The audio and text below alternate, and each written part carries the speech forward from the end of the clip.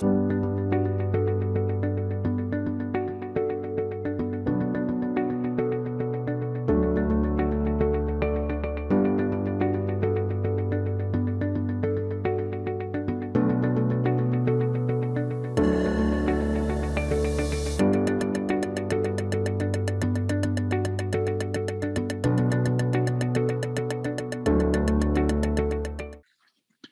of all, my apologies for not being able to be there in person as I hoped. And many thanks to the speakers whom we've heard today, to Nancy Ferlotti, to Frank McMillan, and to Leslie Stein especially. Their interest in social issues and environmental issues, I think, are very important and very close to the few thoughts I'd like to try to share with you today. Over the years, a good many people have tried to pinpoint the one most important contribution Jung made to psychology. Marie-Louise von Franz considered Jung's discovery of the collective unconscious his most impressive exploit, and who could possibly deny the value of that discovery?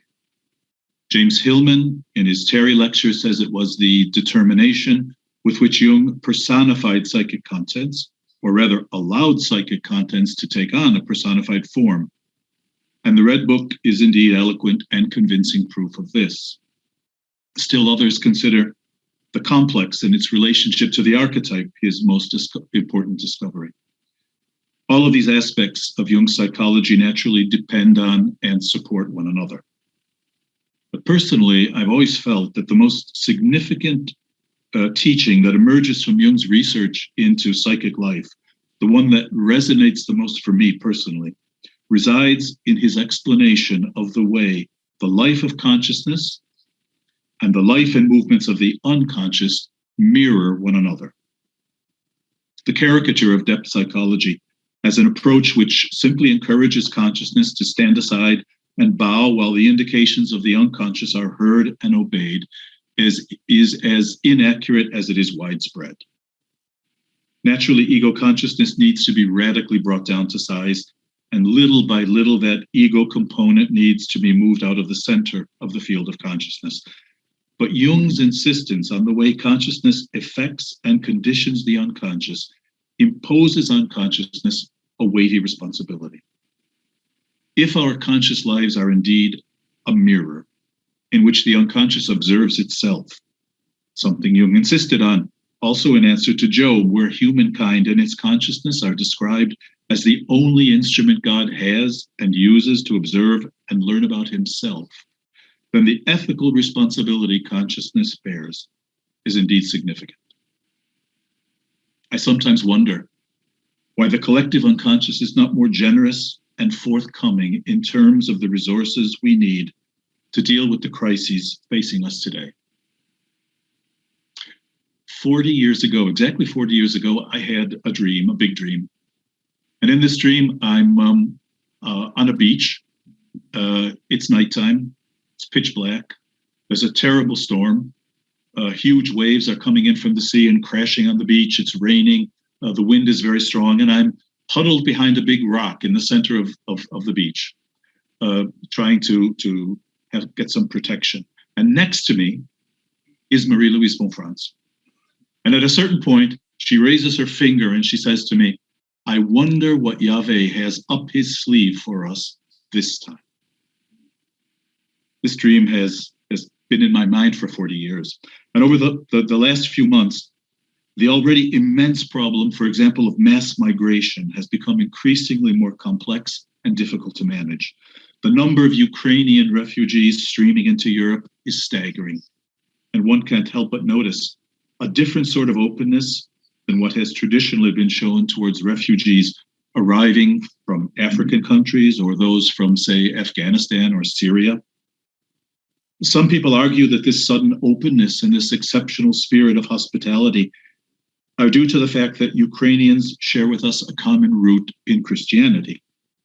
For others, it's simply a question of race. White-skinned refugees are easier to accept than the black or the brown-skinned persons seeking asylum. Why is it?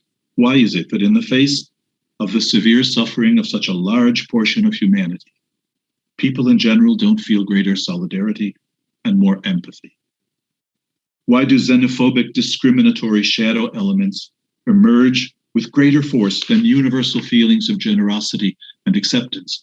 Why do so many people get lost in obsessive fears of their country being overtaken by immigrants who will take all of our jobs and steal our women and children and reduce us into chaos? We obviously need to be nourished by the unconscious, to be strengthened by its resources, which don't appear to be emerging as freely as we seem to need. In a filmed interview, von Franz comments on the destructive path humanity seems to be on in so many ways, and on the annihilation of the planet that we could very well inflict upon ourselves. And she tells us to think of answer to Job and to tell God he mustn't let it happen. She would have us invoke the collective unconscious in the hopes that this backdrop to everything that happens might provide more support and sustain us differently, more constructively, more positively. Near the end of the Red Book, in the scrutinies, in one of the most intense and gripping parts, I think, of Jung's long active imagination, his soul reminds his consciousness, you can in effect help men only through the gods, not directly. Alleviate the burning torment of the gods. Some of the older members of this group here today may remember what happened in Italy shortly after the assassination of the political leader Aldo Moro in 1978 by the terrorist group the Red Brigades. The Pope, Paul VI, who had publicly pleaded with them on his knees for the release of the politician, got up during a mass celebrated in Rome's Cathedral Church, and with as much force as that ill and aging man was able to muster, he very forcefully said to God, "We asked you to free this just man. Why didn't you do it?" He was demanding that God account for his actions, turning to the collective unconscious, just as von Franz suggested. I certainly would never want to disagree with anyone as profound and wise as von Franz was, and far be it from me to call into question the validity of something she said. And by the way, she adds in that interview that if we do destroy the planet and ourselves, it will all be due to what she calls sheer shadow stupidity. But then I wonder, well, if Jung's hypothesis of mirroring is really true, what is it in us, in our conscious way of living, of loving, of working, in our way of thinking and of feeling that moves the unconscious to respond by withholding exactly what the world seems to need most, what Jung calls near the end of The Psychology of the Transference, the psychic connection. We so often see dreams in which it's evident that certain unconscious dynamics need the help and the attention of consciousness in order to really take off. I once dreamt of a blind man who asked me to help him get home on his bicycle. I dreamt once of a deaf woman who wanted me to show her the way to the supermarket. And yet, on another occasion, of a crippled gentleman in a wheelchair who needed me to move him out of a dangerous intersection where he would certainly have been killed or seriously injured by traffic. At times, the unconscious seems to need us to be its eyes, its ears, its legs, and its arms. It needs serious commitment on the part of consciousness, a guiding hand, an investment of energy, maybe even the right strategy. That might be the sort of stimulus that could nudge and encourage the unconscious to help us. In the Red Book, human consciousness is referred to as that limb that the gods so desperately need. While thinking about this text, I had a dream in which a young woman, whom I know, a psychiatrist at the beginning of her analytical training, tells me that she's trying to organize a dinner or a party to celebrate the birthday or the anniversary or some special event of friends that she's very fond of. But she can only do this. She can only organize the celebration in one of those ancient abandoned churches or monasteries without a roof, open to the sky and to the stars. And she wants me, she needs me to find the place for her. Now, there are several of these places in Italy. My first association is to a place in Tuscany called San Galgano, where the walls and the floor of a vast Gothic church are still standing, but whose roof collapsed several centuries ago. It's one of those places where the apparent state of disrepair is deliberate and adds to the atmosphere of sacredness rather than detracting from it. And in the dream, she absolutely needs my help in finding one of these places. This anima figure is searching for some sort of spiritual containment, a religious environment which doesn't create that dogmatic claustrophobia, which paradoxically makes our religious sentiment exclusive instead of being utterly inclusive, and which sets limits and barriers instead of really opening the human spirit to the unlimited and unlimitable possibilities of transcendence. There, as we so often say in common parlance, the sky's the limit, and maybe even that's not enough. She, this anima figure, is looking for a place to develop and celebrate the human connection. She wants to celebrate the bond between people and strengthen her own bond with humanity, but she needs the help and the assistance of consciousness. And if consciousness won't collaborate, then it seems that a project the unconscious hopes to advance will go nowhere. You cannot leave all the suffering to the gods, says Jung's anima figure in the Red Book, or else they will draw you into their torment. The alchemists repeated that in order to create the philosopher's stone, one needed to already have a small piece of that stone. And when I asked von Franz what that might be and where it was to be found, she told me it was simply a sort of fundamental psychological honesty, capable of being critical both towards itself and towards all of the shadow qualities of the personality. The honesty that allows us to recognize our limits, our defects, and our inadequacies. And the Red Book contains some stunning examples of that sort of honesty. In The Splitting of the Spirit, Jung's conscious voice finds itself in the desert where robbers, assassins, and shooters of poison darts lurk. And just a little later, he realizes that murder and war were really within himself. I, myself, was the murderer and the murdered, he says. And earlier in the section called Resolution, Jung says, since men do not know that the conflict occurs inside themselves, they go mad, and one lays the blame on the other. We mustn't neglect the enormous pieces of humanity that suffer, stranded in the middle of the Mediterranean, knowing, as we do, that most of them will probably meet their deaths there and end up on the floor of the Mare Nostrum. We can't neglect the migrants blocked in those geopolitical non-places between fences, on the borders, between countries, with nothing to eat or drink, in the snow without a roof over their heads. Just as we can't neglect the damage we continually and systematically do to Mother Earth, to her body, her lungs, to her spirit. As a man, writes Jung, you are part of mankind, as if you were the whole of mankind.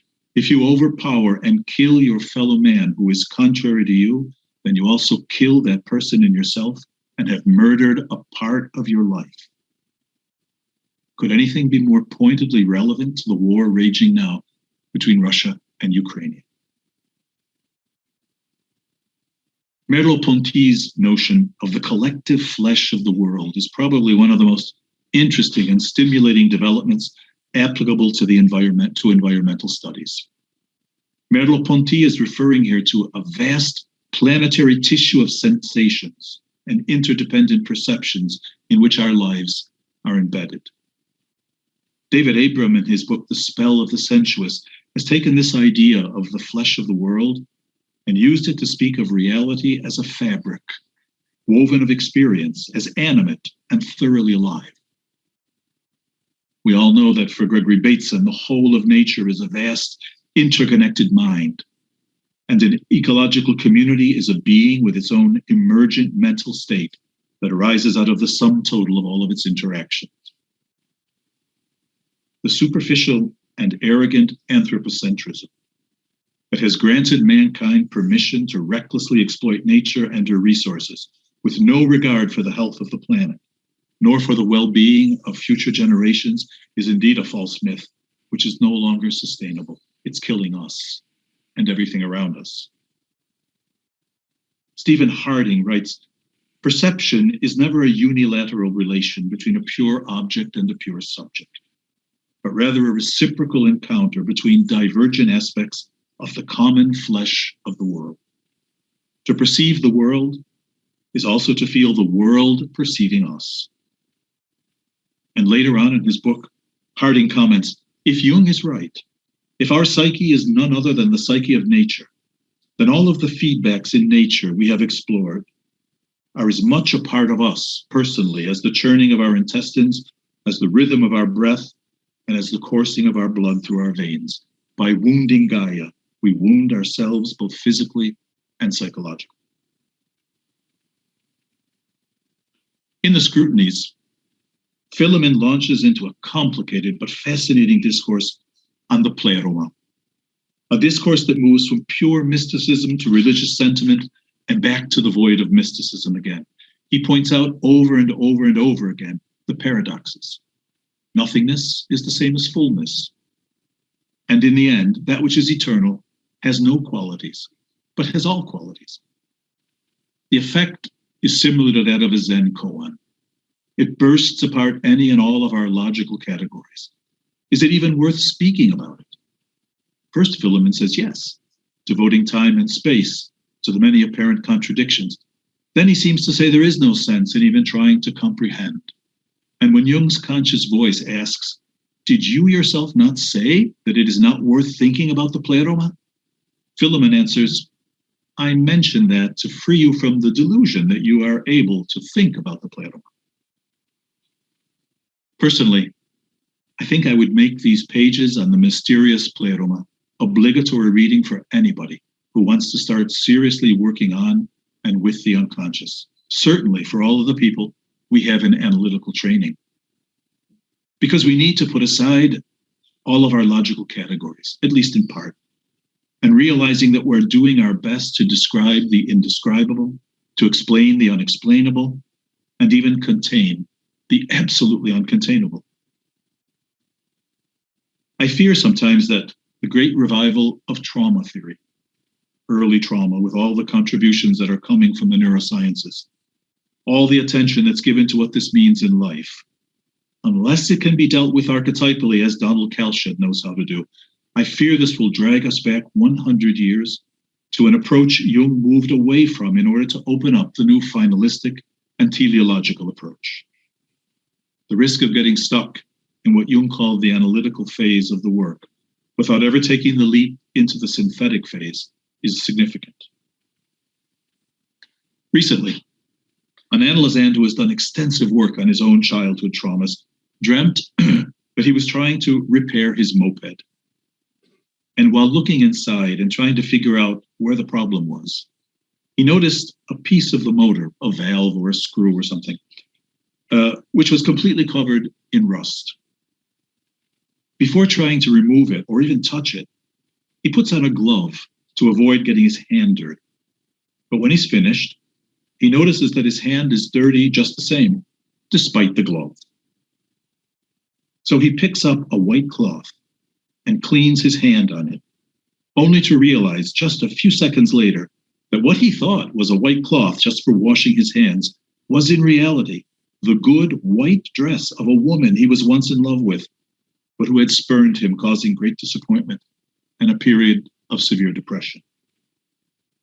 The woman naturally is irritated, to say the least, but she puts the dress on just the same, and the mark left by the dreamer's dirty, rust-stained hand has morphed into a beautiful, hand-shaped emblem in shining gold in the center of the upper part of the dress. The dreamer's first association was to the breastplate with the image of the severed head of Medusa, worn by Athena.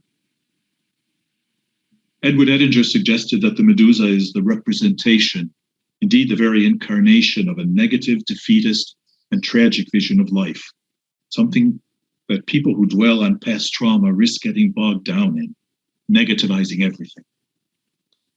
I think the dream is amazing for the way it transforms the hand, dirtied by the dreamer's attempts to repair a typically puer aeternus form of transportation, into a new perspective, the hope and desire to intervene in reality differently, the golden hand, worn proudly by the very anima figure that created his original frustration. That's indeed part of the mystery of working with the unconscious and its manifestation in dreams, I think. Philemon now goes on to compare that absorption in the pleroma, which I think we sometimes experience as a form of participation mystique, as opposed to individual existence through the principium individuationis. We are parts of the pleroma. The pleroma is also in us. Even in the smallest point, the pleroma is endless, eternal, and whole, he says. Each of us is immersed in and is a carrier of a reality immensely greater than our own individuality. And yet each of us bears the responsibility of being a unique, unrepeatable manifestation of that immensity. We are also the whole pleroma, Philemon says. The pleroma is the smallest point in us. In one of his papers, Jung refers to what he calls man's cosmic correspondence. As parts of the pleroma, as its very component parts, how can we not feel responsible for every single part of suffering humanity? For the homeless, familyless, poverty-stricken migrants who come face to face with Trump's wall, or with the waves and currents of the Mediterranean, or with the barbed wire barriers set up by heartless men like Orban and politicians of that ilk. Never forget that you are a man, the wise old man says to Jung's consciousness, and that you must bleed for the goal of humanity. And shortly after, Jung's conscious voice says, I felt my eye squirm in pain. It moaned and wailed about the burden of the dead that rested on. It seemed as if I had to carry 1,000 dead. The Gnostic Anthropos, Panku, Geomard, Adam Kadmon, and all of those graphic representations of the cosmic man, they all flood into my mind here as examples of that cosmic correspondence that Jung speaks of. Joseph Campbell once said that the only way to save the planet was to cultivate a truly planetary consciousness. But now I think we need even more. It goes deeper and wider than just overcoming racial and nationalistic prejudices and loyalties. It's not just a condescending sense of having to care for nature, but of realizing and feeling that we are organically part. Maybe the only reflecting part, but there we're not sure. But we are organically part of a wholeness that in the final analysis defies definition. I wonder if the second part of Jung's idea of the mirroring relationship might not have its roots here in Philemon's discussion of the pleroma and of the principium individuationis. That second part of the mirroring relationship is certainly hard to verify, but absolutely fascinating. If consciousness is a mirror for the unconscious, and the unconscious a mirror for conscious life, then maybe nature herself is a gigantic mirror in which the collective unconscious sees and learns about itself, just as the collective unconscious would be a mirror for nature as she sees and learns about herself. Philemon described repeatedly a relationship of microcosm-macrocosm, in which each, the pleroma and the fruits of creation, each contains and expresses the other. That great text of Jung's, The Spirit Mercurius, displays the amazing capacity Jung had for analyzing a phenomenon rigorously, and even reductively, while at the same time keeping an open mind as far as the mysterious, unexplainable sides of the phenomena are concerned. After applying the various categories necessary for recognizing the working of the projection mechanism that led the poor Nigerian officer to believe that he had been summoned by a tree, Jung is not content to have broken down and examined every aspect rationally. He leaves a door open by saying that in the end, who knows? Maybe trees do really speak, or rather, maybe the spirit in the trees really do speak. In his essay on flying saucers, in the midst of his illuminating symbolic amplifications of the image, he never calls into question the fact that they exist and do make their appearance. Stephen Harding would say that the two registers of comprehension reciprocally project onto one another. We could say that they mirror one another, just as the plight of migrants and the suffering of planet Earth mirror what Philemon called the torment of the gods, the burning torment of the gods, and vice versa. The burning torment of the gods mirrors the strife and the war and the suffering of this world. As a high school student, more years ago than I care to remember, I loved visiting and spending time in a Trappist monastery not very far away from my hometown in Buffalo, New York. The silence, the concentration, the atmosphere of introversion and meditation felt essential to me back then. Then later, in my 20s, I could no longer find sense in that sort of a life. With everything there was to be done in the world, all the injustices that had to be righted, the poverty that had to be overcome, the fighting that needed to be peacefully resolved, what sense did it make to close yourself up where you had no real contact with others? It seemed more like escapism to me than anything else, and not even the writings of Thomas Merton were helpful to me. But now, maybe it's one of the advantages of being over 70, it all seems once again to make perfect sense to me. It has nothing to do with penance and sacrifice and renunciation. That's not the point at all. The simple fact that a group of men and women decide to dedicate their whole lives and all of their energies to intense introversion, to paying attention to the inner movements of the soul and the spirit, seems to be abundantly important and even useful. Could anything else calm and alleviate the torment of the gods better than this? Could anything else calm the rough sea of the collective unconscious that consciousness itself floats on? These monks and these nuns seem to strive to do what Jung's soul describes at the very end of the Red Book as rising above the human world to the divine and eternal solitude of the star, as if the Pleroma were right there, close by, almost within arm's reach. One more dream, and then I'm finished. I am on a large ship out at sea, the dreamer says, and the sea is very rough and choppy. The situation is worrisome.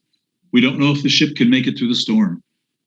I set off, the dreamer says, I set off in a small boat sent by the captain of the ship in order to reach the lighthouse on shore. The end of the dream. I asked the dreamer, so your task was to turn on the light, to get the lighthouse working and functioning again as a guide for the ship. Oh no, he says, I can see the beam of light coming from the lighthouse. I don't have to turn it on. I just have to get there. Being there will calm the sea. Ego consciousness needs to be true to itself, to be as honest as possible, as aware as possible of the shadows that keep it from feeling the empathy so necessary today and concerns for the future of our planet Earth. It needs to be a mirror, and it needs to continually clean and polish that inner mirror, just as the Zen Buddhists have always taught. Thank you.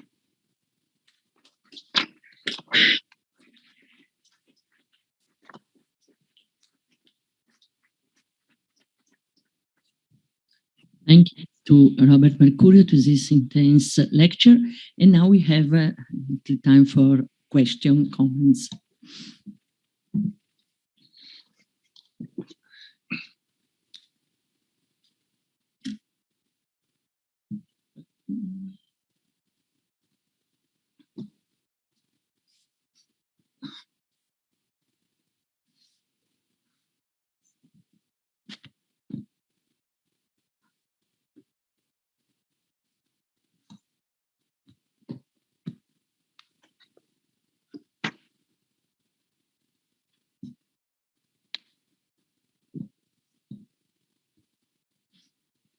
Hello, and thank you. I'm Anders Tingman from Denmark. Maybe you could elaborate a little on how you see the connection between Merleau-Ponty phenomenology and the Jungian psychology? Very open question, but it's very interesting that you do it, and it's not done so often, I think. What has struck me so much recently, and this comes from a series of talks that Merleau-Ponty gave in Paris, is his emphasis on the body. And there's so much emphasis these days on the body. Merleau-Ponty talks about, as I said, the flesh of the world, or the common flesh of the world, where no distinction is made between what's animal, vegetable, mineral. It's all part of the same organism, or the same universal reality. The body seems to be a major argument, a major question these days. For example, in Italy, a whole series of books by Clara Mucci on the borderline disturbance and the body. And certainly it is an element that we tend to leave out very often of our therapy. We're so concerned about anything being improper, about stepping over lines. It's almost as if the body were an uncomfortable burden that we somehow had to kind of push aside and stay in the world of ideas and the world of spirit. An incarnated spirit is maybe the only kind of spirit we can really meaningfully think about these days. An incarnated spirit. Recently, with a group of friends, we were talking about our dissatisfaction with the idea that people tend always to put the idea of transcendence on a vertical axis, and everything else, matter, instinct, body, on the horizontal axis. And we started reflecting on how so many occasions that can be openings to transcendence we could find on the horizontal axis. And so we decided to talk about horizontal transcendence instead of vertical transcendence. And I think it is something that we should continue to think about. I think it's even a mistake. I know it's almost blasphemous for me to say this. I think it's almost a mistake that Rudolf Otto also makes in his book on the holy, where it seems as if the holy is necessarily some kind of experience that raises us up to the realm of the spirit, instead of it being something that could just happen by walking out the door and seeing the trees, or looking at the leaves on the trees, or seeing the sun shining. I think what Merleau-Ponty has done with this idea of the body and the common flesh, he's brought us back down to a pressing necessity, which is to realize that in everything that happens to us, all the terrible dramas taking place around us, the suffering of the world, the spirit is suffering, and it's suffering in the way the flesh suffers. And it's almost impossible to make a distinction between the two anymore. I think this is a fundamental lesson that Jung is trying to bring across over and over again in Answer to Job as well, where humanity and divinity are doing their best to meet one another.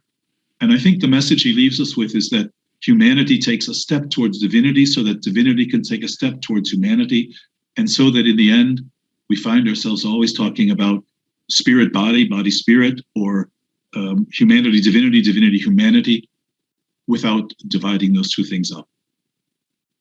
In addition to Merleau-Ponty, certainly the work of Teilhard de Chardin and his way of looking at evolution is extremely useful from this point of view, I think. This is Laura Martin from Glasgow. I don't really have a question. I wanted to say how moved I was by your paper, and I think in particular about the psyche, the human psyche, really being nature and nature being the human psyche. I'm not saying it as well as you did. And this question of the body that just came up, and that it's all, sorry, I will just stop. But what I thought about while you were talking about this transformation and how important the individual transformation process is the Buddhist practice of Tonglen, where one lets the gray, dark, muddy, whatever cloud come into one, and then something within oneself that isn't ego, you might call it the Buddha in the heart, transforms it and puts the light back out there again. And of course, that's one of very many such processes, and you will know of it. But just to confirm that that is transformative, and it seems so simple and so self-involved and so could be inflated, but it is not. And it's also not humbling and a too sacrificial, self-demeaning way. And I think you have spoken so beautifully about it, and I really just wanted to say that. So thank you. Thank you. That's wonderful. Thank you very much. I noticed that you stopped and corrected yourself with that word sacrifice, because we're so used in our Christian culture, we're so used to looking and thinking of the word sacrifice as a form of renunciation. It means giving something up. And it really is so important, I think, to get back to the etymological root of sacrifice. It means making it sacred. It doesn't mean necessarily giving it up. It means moving it out of the hands of the ego into the hands of the self, and therefore making it sacred.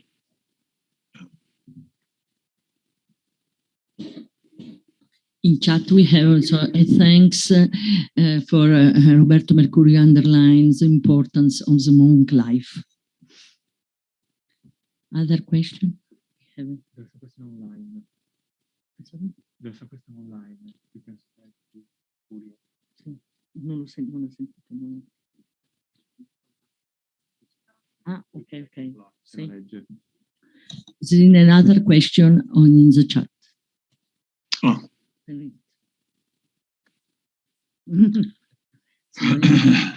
Otherwise, we can read it. Okay. Yes, the question of contemplative life of monks and nuns, and not all are called to be active in the world. Yes, exactly.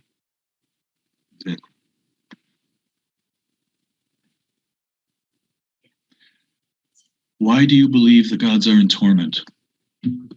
Okay.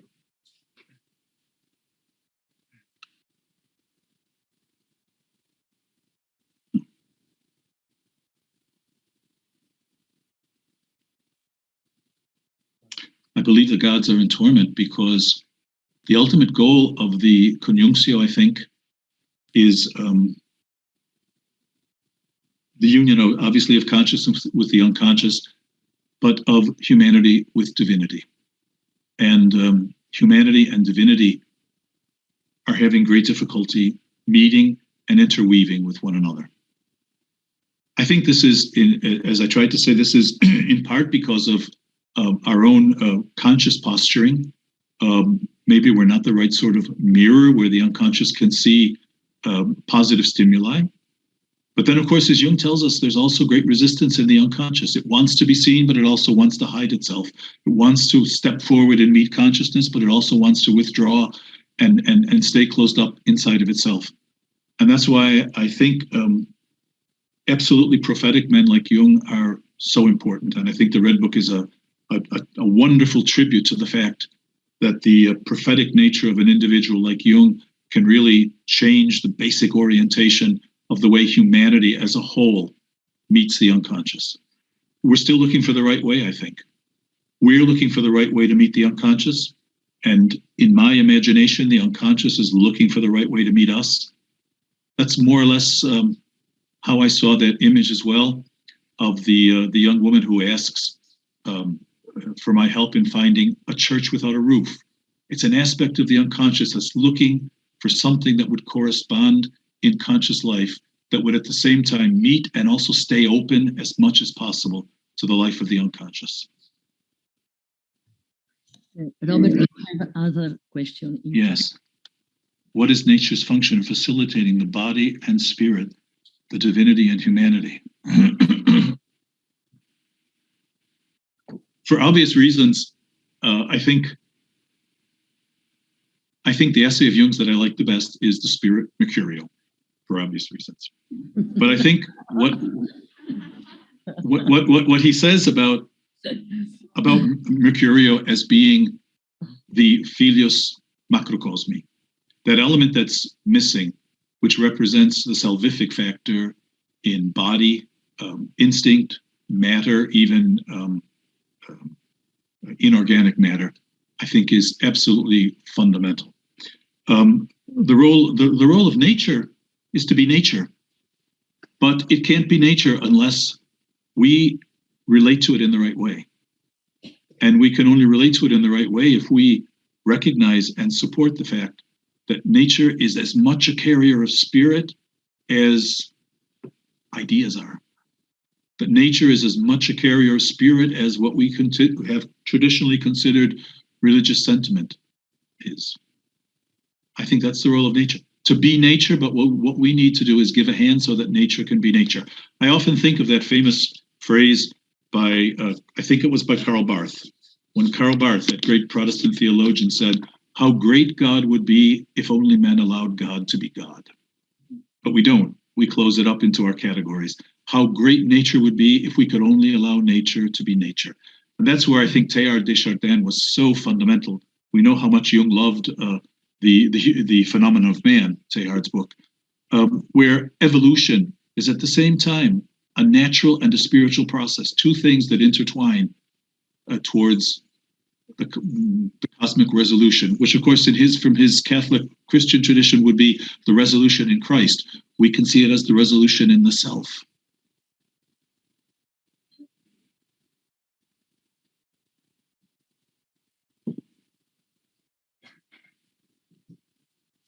Hi, Crises. Thank you so much. I've been thinking about something earlier in the day about the idea of light and light, in a sense, not being divisible, a bit like the pleroma is nowhere divided. And I was just curious because, of course, as our forefathers found out a long time ago, sacrifice, the meat is divided and things can be cut. And I was just curious if you could, and I'm sorry to say it in such a harsh way, but I'm just really curious to hear more about how they can come together and in what ways they might stay apart. Thank you. Light and dark, light and darkness.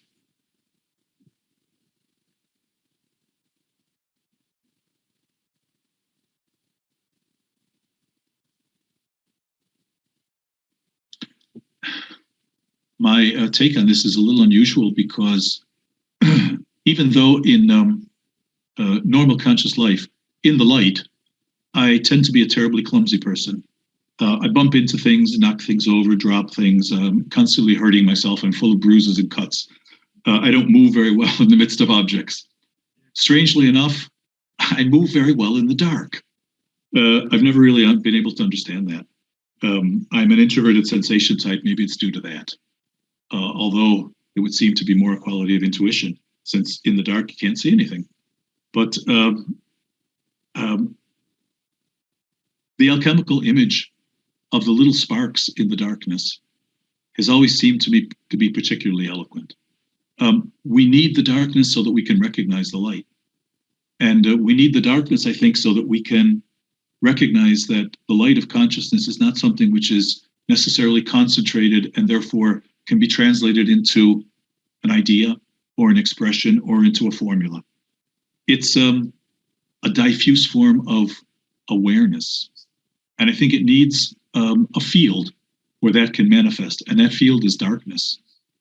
Our moments of confusion and depression, the moments when we feel lost, are so important, I think, because they bring us closer to that kind of an awareness.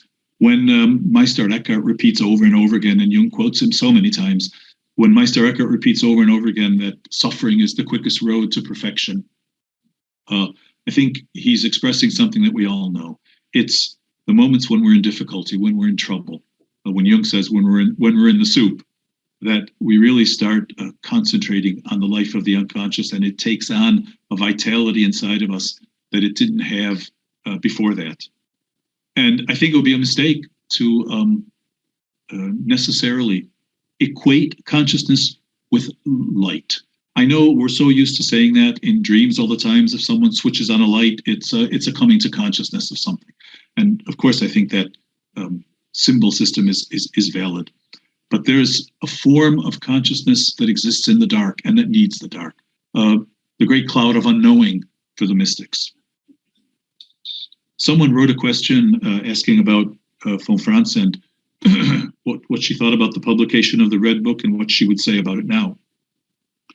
And the last time I spoke to her before she died, she was against it because she felt it was too personal and that Jung had given us enough to work with if we really took it seriously in all of his other works and in his autobiography. Jung's nephew Dieter Baumann was of the same opinion.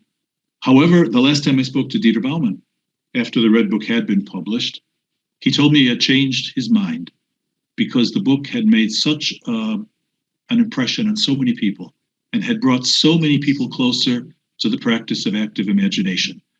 Someone mentioned in a written question, the active imagination risks becoming a lost art, and indeed it does. And I think if active imagination is a lost art, we've also lost sight of what was Jung's great psychological project. His great psychological project is Mysterium Conjunctionis, that somehow psychic life is a joint venture. It has to be taken forward, be moved forward by consciousness and the unconscious together. And I think that is active imagination. So hopefully the Red Book and conferences like this and our shared ideas on this will really help in making people more aware of the fundamental importance of active imagination. We have other question in the chat. Robert, perhaps there are other questions in chat. I haven't received it. Okay.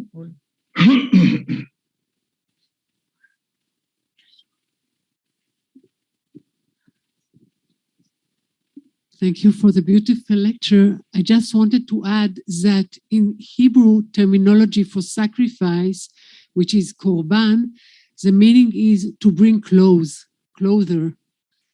To bring closer. Yeah. Oh, that's wonderful. That's beautiful. That's beautiful.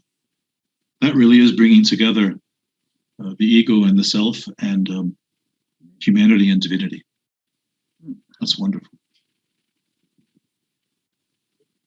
Jung's comment in his essay on the Mass is so beautiful when he talks about the mingling of the water and the wine, and the few drops of water being our humanity and the wine divinity, and the prayer that the old rite that's no longer said anymore in the Mass, but that was in the old Roman rite of the Mass, was so beautiful.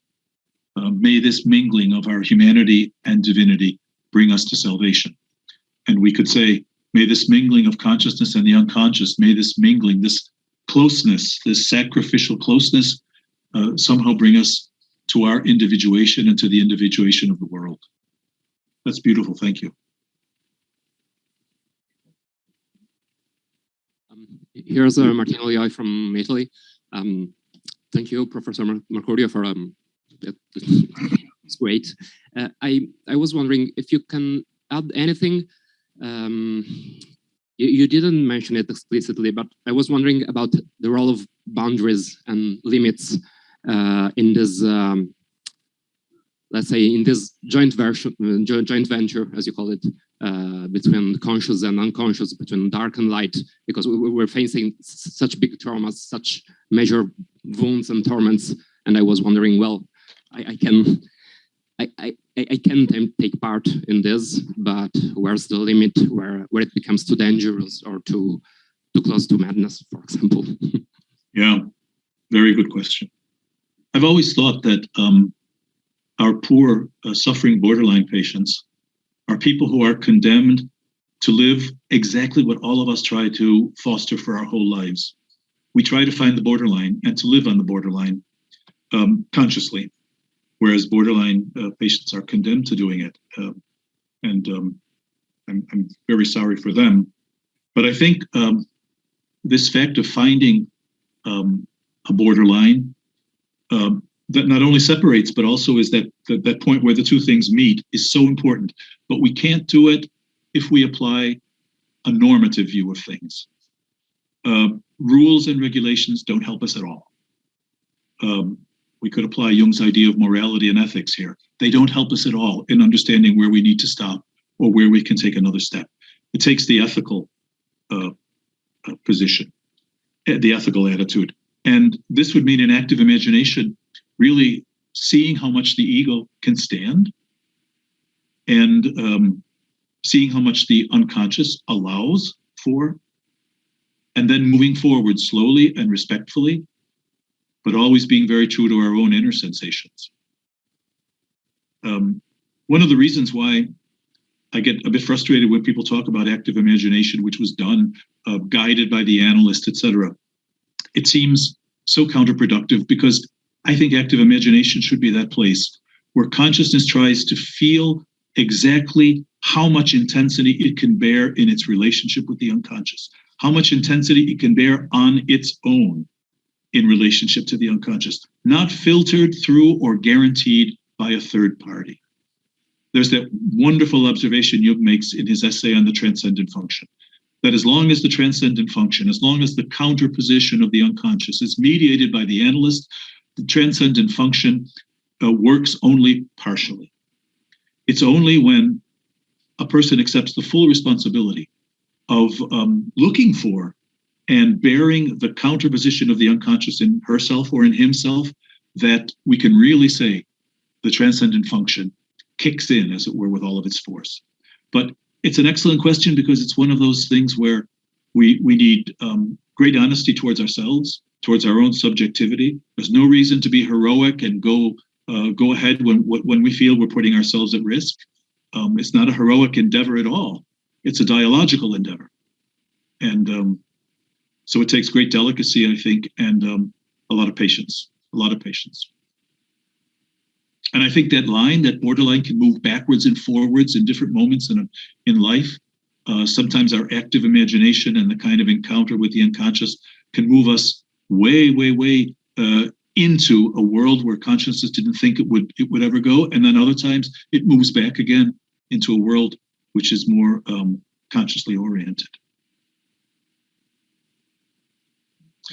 So often I think we're talking about things that are difficult to formulate.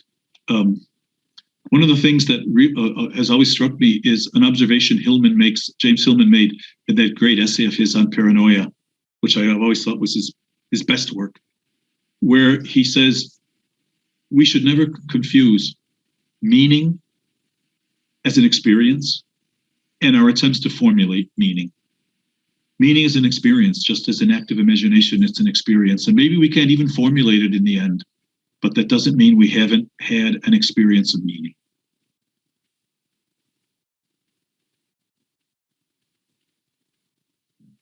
Oh, there's something else on the chat.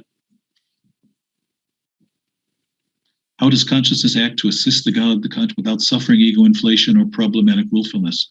Wow, I don't know. I have no idea. I know I do have some idea, but I think only by paying as much attention as possible to dreams. Jung always insisted, I think, that when you're doing active imagination, the important thing is to pay attention to dreams at the same time, to see what the dream is telling us about our ego position, and if we are becoming overly willful or falling into a form of inflation. I realize there are great dangers all the time.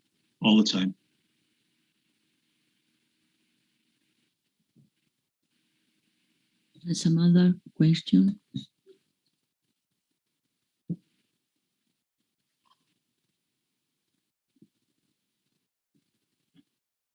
Hello.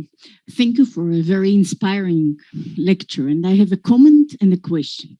And one comment is about the way that we talk here, because we talk in so many words about things that cannot be grasped by words. And maybe the artistic way or doing active imagination could take us somewhere else, but the only being in the mind in lectures. So maybe that's a thought. And another thought is about what you said, and left a bit open the question of why Europeans welcome the Ukrainian refugees and are afraid of the brown and the black refugees. And maybe you elaborate on that. Yeah. You're right. Absolutely right about all the words. I use Jung's the study edition of the Red Book for the texts, obviously, but I always feel that it's not a full deck. Obviously, the full deck is having the images as well, and sometimes it's just more valuable to look at and reflect on the images, those magnificent images that he did, instead of reading the text. I agree with you 100%. The images are. Or it could be a dance, or a movement, or a musical composition. Anything. All of those forms that active imagination can take. I can't say much more about the question of the Ukrainian refugees than what I've already said. I think this idea of them having a common root in Christianity, the shadow projections onto Islam in Europe are, and of course in the United States, are really devastating, absolutely devastating. It's just enough to see all the violence that Asian Americans are being subjected to now in the U.S. I think the New York Times said the other day that there've been 108 episodes of violence against Asian Americans just in New York City over the last 3 months or something like that. Absolutely terrible. And I think it is this terrible projection onto anything which is different, the fear of something different, new, that can't be fitted into our categories. And somebody of a different race, with a different religious background, with a different cultural mindset, is automatically considered a threat, which I think is really a great failure for humanity when that happens. An enormous failure for humanity as a whole when that happens. I'm sorry, I can't really say anything else about it except that I wish it weren't that way. But of course, we know what happens to all of us. So mindful of our shadows and our shadow projections. Try to work on it and be aware of it. Thank you. Thank you all for your attention and for the questions.